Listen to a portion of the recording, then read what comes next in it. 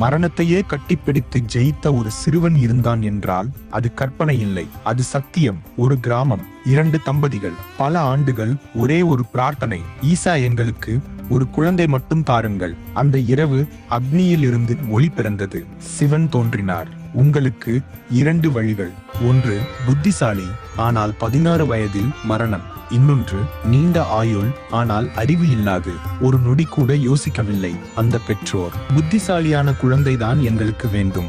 ஈசா அவன் பிறந்தான். ஒளி அவன் கண்களில் இருந்தது. 15 வயதில் அவன் எல்லோருக்கும் பிடித்தவன். சிரிப்பு, அன்பு, அறிவு. ஒரு நாள் பெற்றோர் உண்மையை சொன்னார்கள். உனக்கு இன்னும் 1 வருடம் தான். அவன் அழவில்லை. அவன் சொன்னான், என் வாழ்க்கையின் ஒரே நோக்கம் என் சிவனை வழிபடுவது. பகலும் இரவும் தெரியாமல் அவன் ஜபித்தான். மூச்சு கூட மந்திரமாக மாறியது. காலம் வந்தது. 16 நிறைந்தது. அந்த நொடி வானம் இருந்தது. அதிர்ந்தது பூமி. யமதூதர்கள் வந்தனர். பாசக்கயிறு வீசப்பட்டது. அவன் ஓடவில்லை. அவன் சிவலிங்கத்தை கட்டிப்பிடித்தான். ஈசா, நான் உன்னுடையவன். அந்த நொடி சிவலிங்கம் நடுங்கியது. உள்ளிருந்து சிவன் வெடித்தெழுந்தார். என் பக்தனை யார் தொடுவது? ஒரே அடியில் யமன் வீழ்ந்தான். மரணம் அன்று மரணம் அடைந்தது.